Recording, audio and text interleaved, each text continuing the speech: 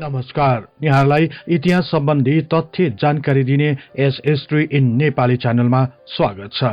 सन् 1857 मा भारतीय ब्रिटिस सरकार विरुद्ध एक ठूलो सिपाही विद्रोह भयो। एक भारतीय सिपाहीको विरोधबाट सुरु भएको सो विद्रोहले पूरै भारतलाई आतंकित बनाइदियो। सो विद्रोहको कारण भारतमा अटल र शक्तिशाली शासकको रूपमा स्थापित भएको अंग्रेज सरकारको स्थिति नाजुक हुन गयो। सयौं अंग्रेज सैनिकहरूको ज्यान जानुको साथै सयौंको संख्यामा घाइते भए। यदि यो विद्रोह अझै लम्बिन गएमा भारतमा अंग्रेजको सत्ता त्यतिखेर नै समाप्त हुन्थ्यो।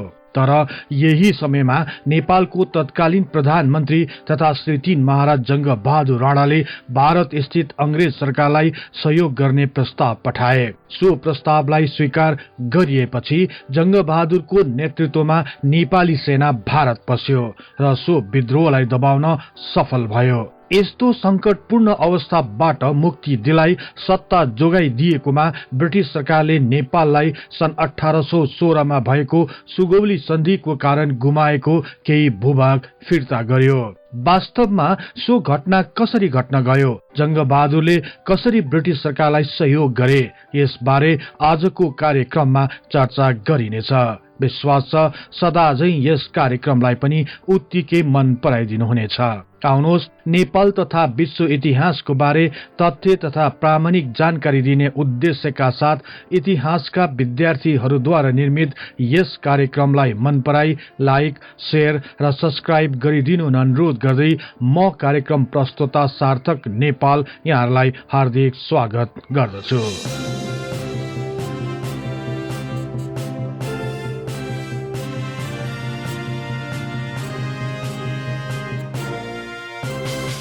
भारतीय इतिहासकारहरूका अनुसार सन् 1857 मार्च 29 तारिकको दिन ब्यारेकपुरमा 34औं इन्फेन्ट्रीका एक जवान मंगल पाण्डेले एक अंग्रेज सैनिक अधिकारी विरुद्ध जाई लाग्दै उनलाई घाइते बनाए। यही न्यूमा उनलाई गिरफ्तार गरी कोर्ट मार्शल गर्यो र सन् 1857 अप्रिल 8 तारिकको दिन उनलाई फाँसी दियो। मंगल पाण्डेले किन त्यसो गरे त भन्ने विषयमा इतिहासकारहरूका अनुसार सो विद्रोहको प्रारम्भ एक बन्दुकको कारण भएको थियो। तत्कालीन समयमा बन्दुकमा बारुद भर्नको लागि कारतुसलाई दाँतले टोकी खोल्नु पर्दथ्यो। सो कारतुसलाई पानीबाट बचाउन यसको आवरणमा एक प्रकारको चिल्लो पदार्थ अर्थात बोसोको प्रयोग गरिएको हुन्थ्यो। भारतीय सैनिकहरूमा एउटा हल्ला फैलिएको थियो कि सो चिल्लो पदार्थ सुँगुर तथा गाईको बोसोबाट तयार गरिएको थियो। यही कारण भारतका हिन्दू तथा मुसलमान दुवै सम्प्रदायका सैनिकहरूले यसलाई प्रयोग गर्न इन्कार गरिरहेका थिए। मंगल पाण्डेबाट सुरु भएको सो विद्रोह बिस्तारै अन्य रेजिमेन्टमा पनि फैलियो। अप्रिलको अन्तिम सातातिर मेरठमा रहेको भारतीय सैनिकहरूले नयाँ कारतुसको प्रयोग गर्न इन्कार गरिदिए। यसपछि अंग्रेज सैनिक अधिकृतहरूले भारतीय सैनिकहरूलाई जेलमा कोच्न थाले। सैनिक आदेशको उल्लंघन गर्नेलाई तोपले उडाउने आदेश दिए। यहीबाट आम विद्रोह सुरु भयो। सन् 1857 मे महिनाको 10 तारिकको दिन भारतको मेरठ शहरमा इस्ट इन्डिया कम्पनीका सैनिकहरूमाथि आक्रमण हुन थाल्यो। यो विद्रोहमा सैनिकहरू मात्र नभएर भारतीय आम नागरिकहरूले पनि सक्रिय भाग लिन थाले। यसले देशव्यापी सशस्त्र आन्दोलनको रूप लिन गयो। यसैको प्रभावमा परि भारतीय सैनिक र आम जनताहरू मिली मे महिनाको 12 तारिकका दिन दिल्लीलाई आफ्नो कब्जामा पारे। दिल्लीको पूर्व मुगल सम्राट बहादुर शाह द्वितीयलाई जनताहरूले आफ्नो पक्षमा पार्न सफल भए। यसै बखत विद्रोहीहरूले बहादुर शाह द्वितीयलाई भारतको सम्राट घोषित गरे। यसपछि क्रमशः यो आन्दोलनको ज्वाला आग्रा, कानपुर हुँदै देशभरि नै फैलिन थाल्यो। अंग्रेजका विभिन्न सैनिक क्याम्पहरूमा भीषण आक्रमण हुन गयो। यी सैनिक क्याम्पहरूबाट विद्रोहीहरूले अंग्रेजका हात हतियार तथा तोपहरू आफ्नो कब्जामा पारे। विद्रोहीहरूले भारतको उत्तर पश्चिमी प्रान्तहरूको साथै नेपालको सीमानासँगै जोडिएको अवध राज्यको धेरैजसो भूभागहरूमाथि आफ्नो नियन्त्रण कायम गर्यो। भारतमा सशस्त्र आन्दोलन भइरहेको र यो आम आन्दोलनको कारण अंग्रेजहरू पछि हट्न बाध्य भइरहेको खबर नेपालको प्रधानमन्त्री तथा श्री 3 महाराज जंगबहादुरले थाहा पाए।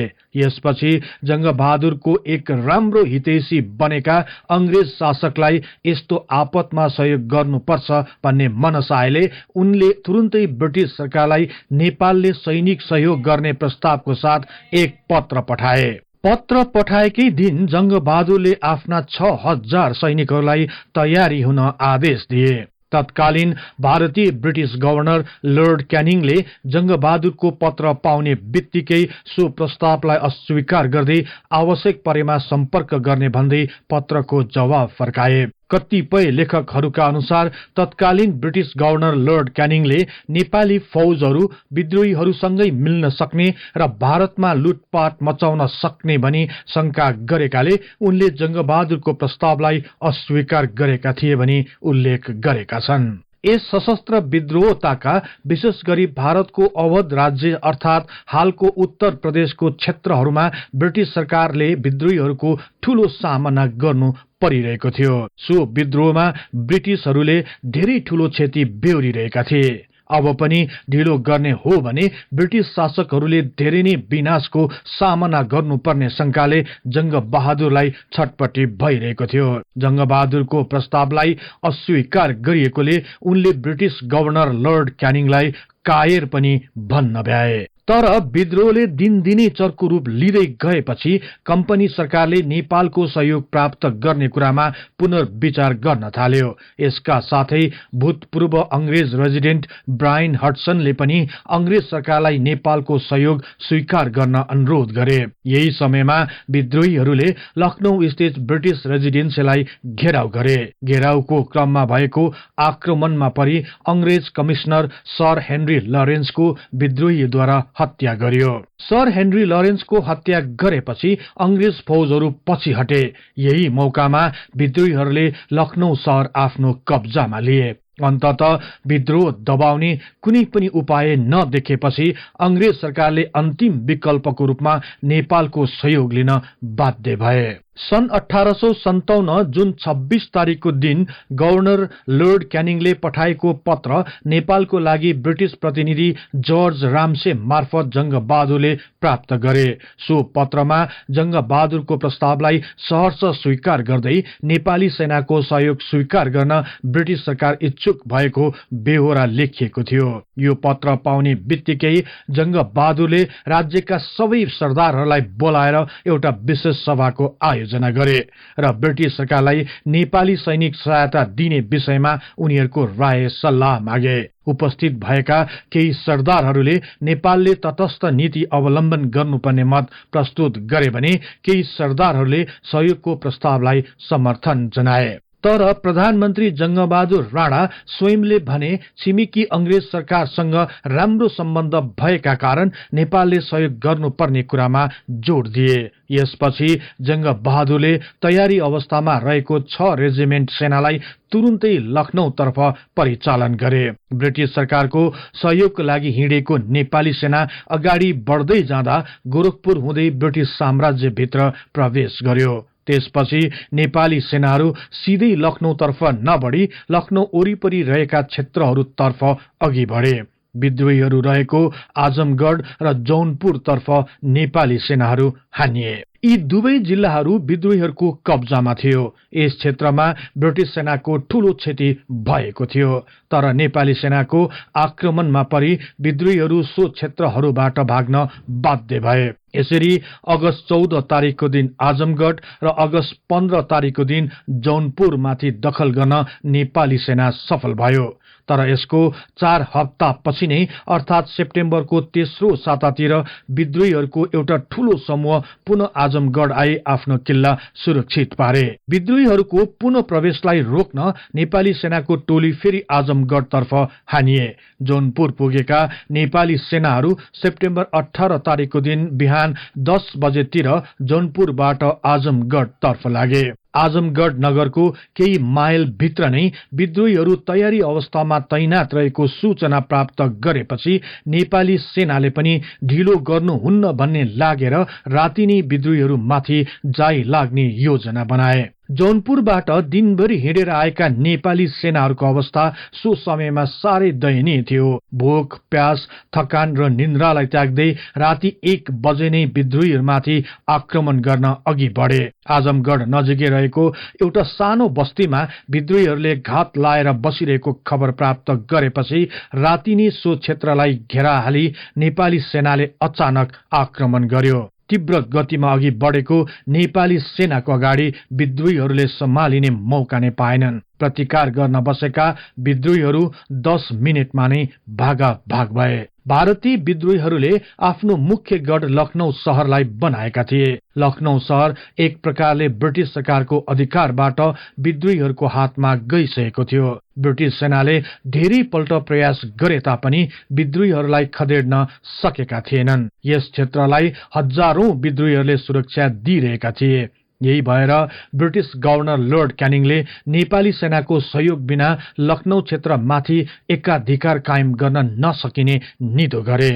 यदि लखनऊ क्षेत्रबाट हार खानु परेमा ब्रिटिस सरकारले अन्य क्षेत्रहरू पनि गुमाउनु पर्ने भएकाले यसलाई छिटो भन्दा छिटो समाधान गर्नुपर्ने निष्कर्ष निकाले। यसपछि गभर्नर लर्ड क्यानिङले एउटा ठूलो सम्झौता गर्दै नेपालको ठूलो सैनिक शक्ति पठाउन प्रधानमन्त्री जंगबहादुरलाई अनुरोध गरे। सो सम्झौतामा नेपाली सेनाको सम्पूर्ण खर्च ब्रिटिस सरकारले बेहोर्ने, घाइते नेपाली सेनाको उपचार ब्रिटिस सरकारले गरिदिने, विजय पश्चात प्रधानमन्त्री जंगबहादुर लगायत नेपाली सेनालाई पुरस्कार तथा तकमाको व्यवस्था गरिदिने भनी उल्लेख गरिएको थियो।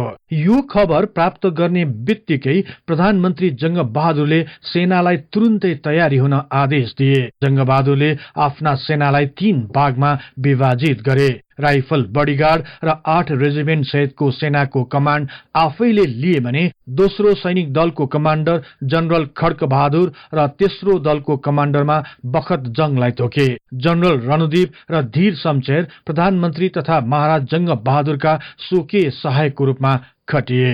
यस पटक 32,000 पैदल सेनाहरूको साथमा 55 तोपहरू, 300 रिसल्ला र करिब 300 खच्चरहरू पनि थिए। यसरी सबै तयारी भइसकेपछि सन् 1857 डिसेम्बर 10 तारिकको दिन प्रधानमन्त्री जंगबहादुर सहितको विशाल नेपाली सैनिक टोली काठमाडौँबाट भारततर्फ प्रस्थान गर्यो। काठमाडौँबाट हिँडेको केही दिन पछि नै जंगबहादुरको टोली सुगौलीमा पुगे र उनीहरू त्यही बास बसे। त्यसपछि डिसेम्बर 30 तारिकको दिन उनीहरू बेतिया पुगे। त्यहाँ उनीहरूको जनरल म्याकग्रेगोर र अन्य अंग्रेज सैनिक अधिकृत, कर्मचारी र स्वास्थ्य कर्मीहरूसँग भेट भयो। उनीहरू फेरि अगाडि बढ्दै सन् 1858 जनवरी 5 तारिकको दिन गोरखपुरमा आइपुगे। गोरखपुरको धेरैजसो क्षेत्रहरू विद्रोहीहरूको कब्जामा परेकोले जंगबहादुरले सावधानी साथ आफ्ना सेनालाई आक्रमणको तयारी साथ अघि बढ्न आदेश दिए। शहरको वरिपरि विद्रोहीहरूसँग भिडन्त भयो, तर नेपाली सेनाको आक्रमणमा उनीहरू धेरै लामो समयसम्म टिक्न सकेनन् र भागेर राप्ती तरे। यस भिडन्तमा 2 नेपाली सैनिकको मृत्यु भयो। विद्रोही पक्षमा भने 211 जना हताहत भए भने धेरै जना घाइते भए। यसपछि पनि नेपाली सेनाको लागि उत्तिकै खतरा रहेको जानकारी जंगबहादुरले थाहा पाए।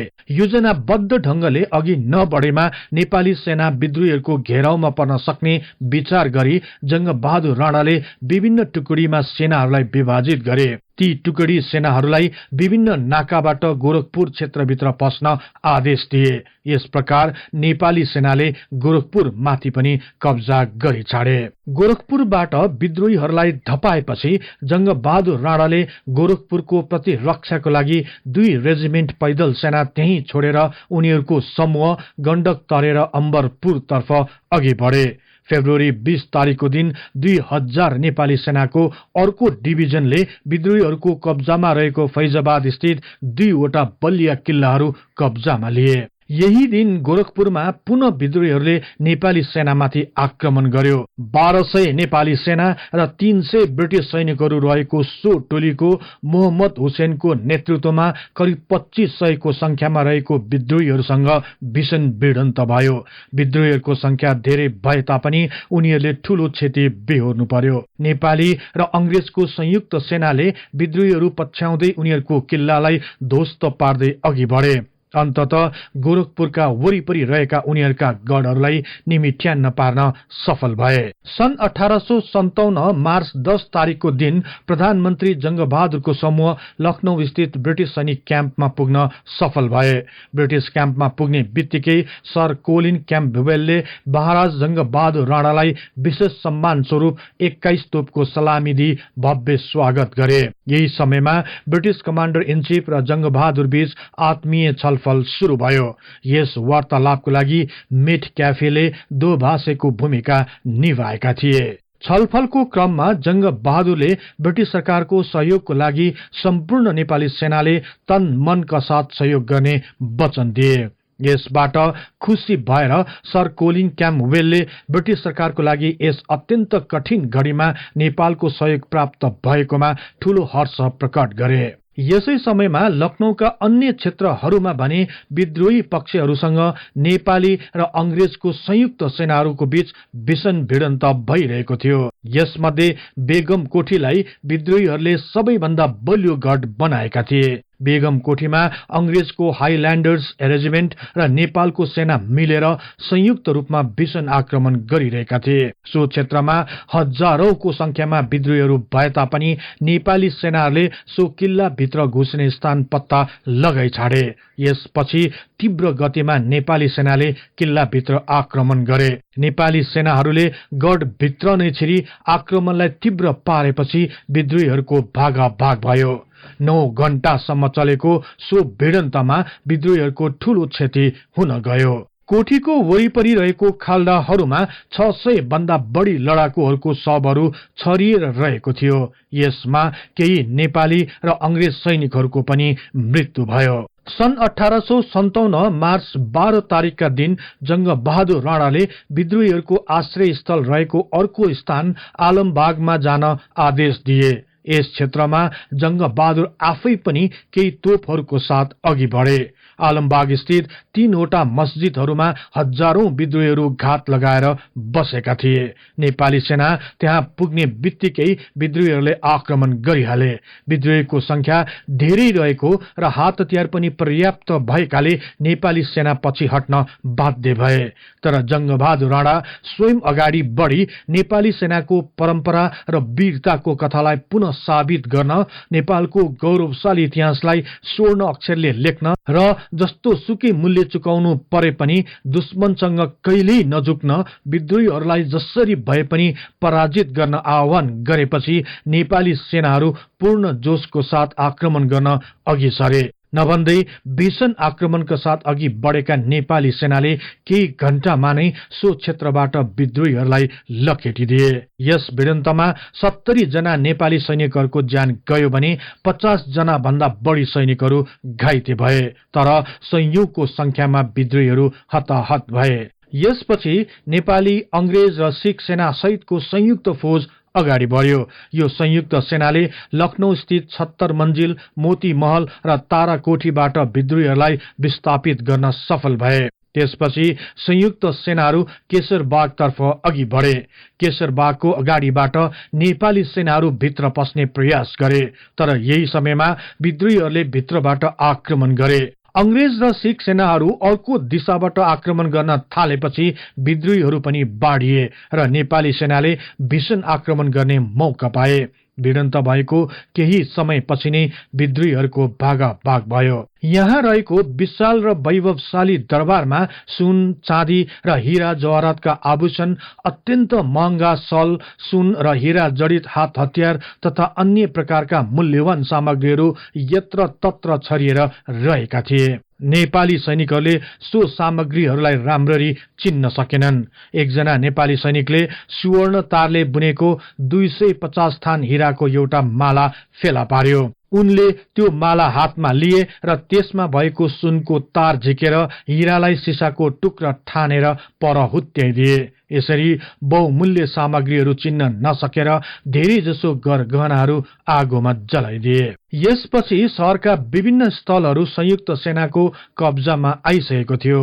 अन्तिम किल्लाको रूपमा लखनऊबाट अन्दाजी 12 किलोमिटर टाढा रहेको गोमती नदीको किनारमा अवस्थित घना बगैँचा सहितको विशाल दरबार मुसाबागमा हजारौं संख्यामा विद्रोहीहरू एकत्रित भएको खबर प्राप्त भयो। लखनऊको सबैभन्दा बलियो गढ बनाउने आशयले 10,000 भन्दा बढीको संख्यामा रहेको विद्रोहीहरूले उक्त दरबारलाई आश्रय स्थल बनाएका थिए। जंगबहादुरको नेतृत्वमा अघि बढेको नेपाली सेनाले सो दरबारलाई चारैतिरबाट घेराउ गरे। विद्रोहीहरूले सबै गढबाट हार खाँदै गएपछि यस क्षेत्रलाई भने जोगाउन हर सम्भव प्रयत्न गरे। नेपाली सेनाले घेराउ गरे तापनि विशाल विद्रोहीहरूले नेपाली सेना विरुद्ध लगातार आक्रमण गरिरहे। सो आक्रमणको विरुद्ध नेपाली सेनाले भीषण प्रत्याक्रमणलाई अघि बढाए। बिस्तारै नेपाली सेनाको घेरा साँगुरो हुँदै गयो। अन्ततः नेपाली सेना गढभित्र छिर्न सफल भए र विद्रोहीहरूको भागाभाग भयो। यसको केही घण्टा पछि नै नेपाली सेनाले सो क्षेत्रलाई पनि कब्जा गर्न सफल भए। यसपछि लखनऊ शहर पूरै सरकारको कब्जामा आयो। नेपाली सेनाले करिब 5,000 को संख्यामा विद्रोहीहरूलाई समातेर अंग्रेज सरकारलाई जिम्मा लगायो। सन् 1857 डिसेम्बर 10 तारिकको दिन भारत पसेका जंगबहादुर र नेपाली सेनाले सन् 1858 मार्च 23 तारिकको दिनसम्म भीषण आक्रमण गरी विद्रोहीहरूलाई तह लगाउन सफल भए। यसरी करिब 105 दिनको छोटो अवधिमा नै अंग्रेज सरकारलाई त्राही त्राही पारेको सो विद्रोहलाई दबाउने अद्भुत कार्यमा एउटा महान उपलब्धि हासिल गर्न नेपाली सेना सक्षम भयो। सन् 1858 मार्च 23 तारिकको दिन प्रधानमन्त्री जंगबहादुर राणा लखनऊबाट इलाहाबाद तर्फ लागे। अप्रिल 1 तारिकको दिन इलाहाबाद पुगेका जंगबहादुरलाई भारतका तत्कालीन गभर्नर लर्ड क्यानिङले भव्य स्वागत गरे।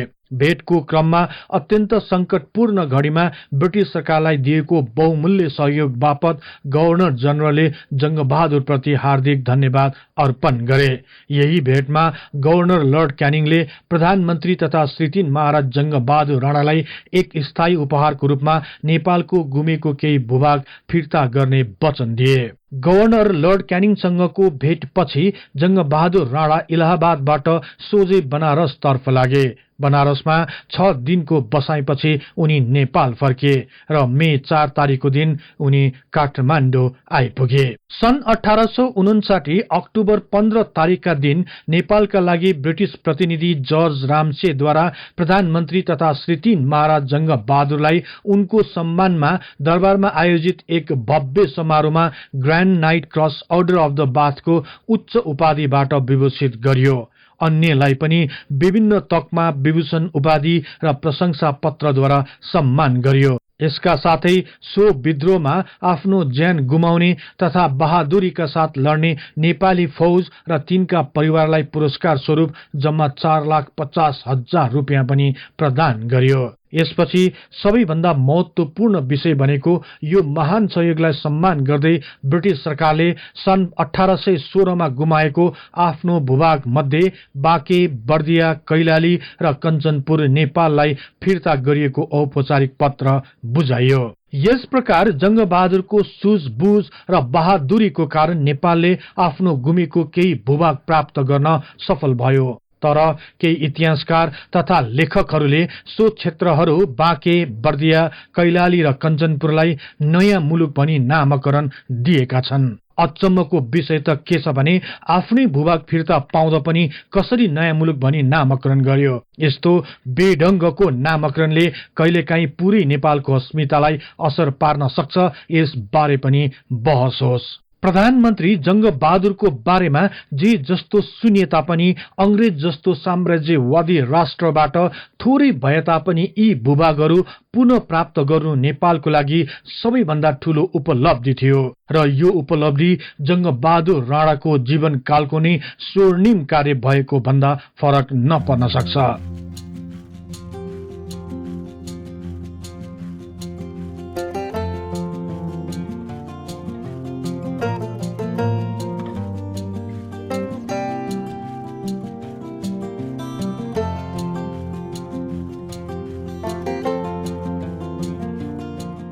यो कार्यक्रम यहाँहरूलाई कस्तो लाग्यो कृपया कमेन्ट बक्समा लेखी पठाउनुहोला। यस्तै रोचक तथा तथ्य इतिहासको लागि हिस्ट्री इन नेपाली च्यानललाई सदैव सम्झनुहोस्। इतिहासको कुनै पनि कालखण्डबारे तपाईँलाई सुन्न र बुझ्न चाहना राख्नु भएको छ भने तल रहेको कमेन्ट बक्समा उल्लेख गर्नुहोस्। हामी सो बारे प्राथमिकताका साथ कार्यक्रम बनाउने नै छौं। जाँदा जाँदै यस च्यानललाई लाइक, शेयर र सब्स्क्राइब गर्दै बेल आइकनमा क्लिक गरी हाम्रो यो तथ्य इतिहासको बारे ज्ञान प्रसार गर्ने लक्ष्यलाई साथ दिनुहोस् भन्दै अर्को कार्यक्रममा फेरि भेट्ने बाचा गर्दै म सार्थक नेपाल बिदा हुन्छु। हवस् त, नमस्कार।